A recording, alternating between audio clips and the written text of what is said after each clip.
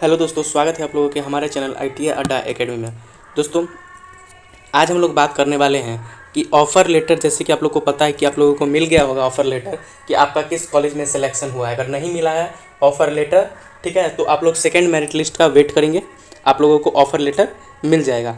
तो जिनका offer letter मिल गया वो ऑफ़र लेटर के बाद क्या करेंगे उसके बारे में आज हम बात करने वाले हैं। सबसे पहले बता दूँ, ये जो थोड़ा मेरा तबीयत ख़राब है इसके लिए वीडियो लेट आ रही है, ठीक है। तो सबसे पहले बात करूँ तो ये वीडियो जो ITI के बाद 12 किए और ग्रेजुएशन में एडमिशन लिए उनके लिए है, और जो डिप्लोमा के बाद ग्रेजुएशन में फॉर्म अप्लाई किए उनके लिए। तो ये हम बात कर रहे हैं PPU यानी कि पाटलिपुत्रा यूनिवर्सिटी में ग्रेजुएशन के बाद जो एडमिशन जो लोग लिए हैं, ठीक है, तो उन लोगों को ऑफर लेटर तो मिल गया, उसके बाद क्या करना है इसके बारे में बात करते हैं। तो सबसे पहले जान लेते हैं, आप लोग क्या कीजिएगा, अपना ऑफर लेटर डाउनलोड कर लीजिएगा और डाउनलोड करने के बाद उसका प्रिंट आउट निकलवा लीजिएगा। आप लोगों को उसका 2 प्रिंट आउट निकलवाना है। उसके बाद कुछ डॉक्यूमेंट्स के बारे में बात कर लेते हैं। तो इम्पोर्टेंट डॉक्यूमेंट्स में आपके पास आधार कार्ड, आपका पासपोर्ट साइज 3 फोटोग्राफ, ठीक है। उसके बाद ऑफ़र लेटर का 2 फोटो कॉपी जो मैंने आपके पास है वो 2 फोटो कॉपी, 10th का marksheet, diploma ITI marksheet certificate. अगर आप डिप्लोमा के बाद ग्रेजुएशन में अप्लाई किए फॉर्म तो आप डिप्लोमा का मार्कशीट और डिप्लोमा का सर्टिफिकेट दोनों लीजिएगा। अगर ITI के बाद किए हैं तो ITI का मार्कशीट और ITI का सर्टिफिकेट दोनों ले जाइएगा, ठीक है।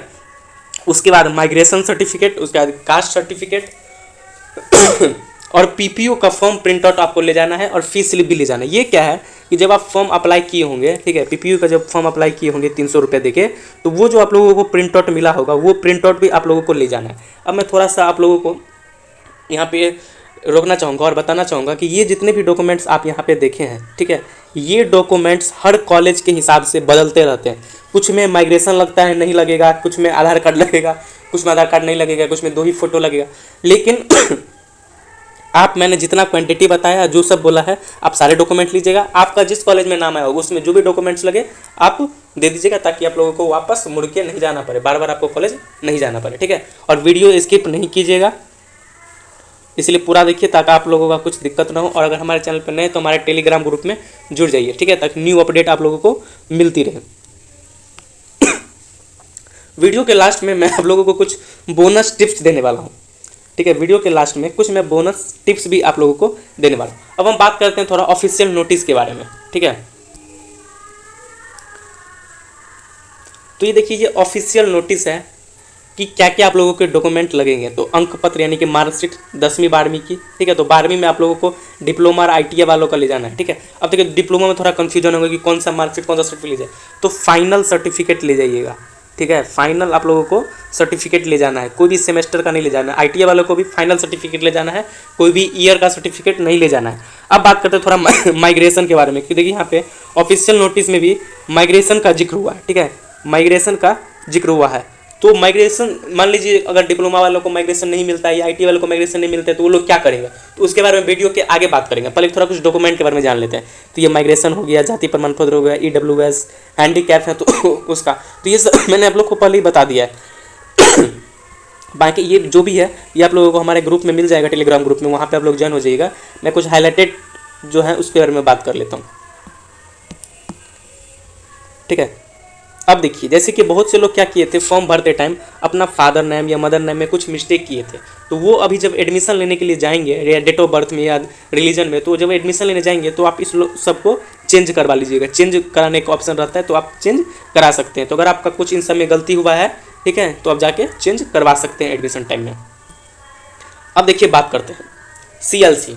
जब आप एडमिशन लेंगे तो आपको एक CLC भी बोलेगा देने के लिए, ठीक है। CLC का मतलब होता है SLC, स्कूल लिविंग सर्टिफिकेट, इसको CLC भी बोलते हैं। तो ये आप लोगों को वहाँ पे मांगा जाएगा। तो वहाँ पे आप लोगों को क्या करना है, तो देखिए ऑफिशियल नोटिस में ही लिखा हुआ है कि निर्गत नहीं किया गया हो वो अपने ऑनलाइन प्राप्त मार्कशीट को प्रचार प्रधानाचार्य से सत्यापित कराकर एवं विद्यालय के लेटर हेड पर माइग्रेशन एवं CLC SLC निर्गत नहीं होने का प्रमाण पत्र लाकर महाविद्यालय में जमा करना अनिवार्य होगा। इसके बारे में समझते हैं। देखिए, पहले ITI की बात कर ले, तो ITI में क्या होता है, आप लोगों को CLC नहीं देता है, यानी कि SLC बोलिए या CLC बोलिए नहीं देता है, और दूसरा माइग्रेशन सर्टिफिकेट भी नहीं देता है। तो वो लोग क्या करेंगे, सबसे पहले आप जो ITI का सर 12 का दिए अगर उसका सर्टिफिकेट है तो ठीक है, अगर उसका सर्टिफिकेट नहीं है तो वो 12 का जो आप लोगों के पास प्रिंट आउट होगा, इसको थोड़ा बारीकी से समझते हैं, ठीक है।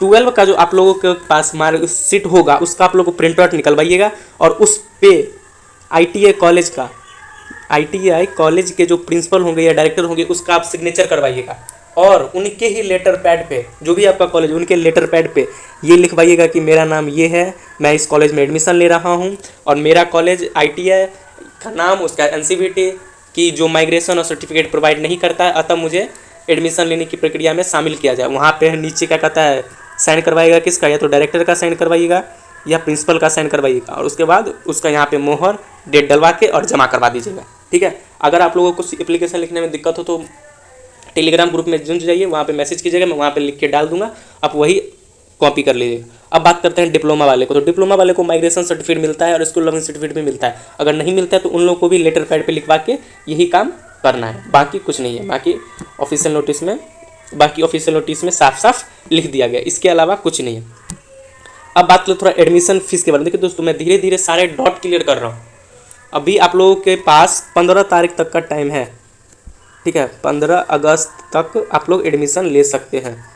इसमें हो सकता है ये डेट थोड़ा एक्सटेंड भी हो, ठीक है, तो वो बात की बात है, लेकिन 15 अगस्त तक आप इसमें एडमिशन ले सकते हैं। चलिए थोड़ा इसको बारीकी से पहले हम समझ लेते हैं कि कैसे क्या है। देखिए, जिन लोगों का पहले स्लाइड में नाम आया है, ठीक है, जिन लोगों का पहले स्लाइड में आया है और जो भी कॉलेज अलॉट हुआ है, उन लोगों को पहले स्लाइड के जो भी कॉलेज है उसमें जाके अपना एडमिशन करवाना होगा।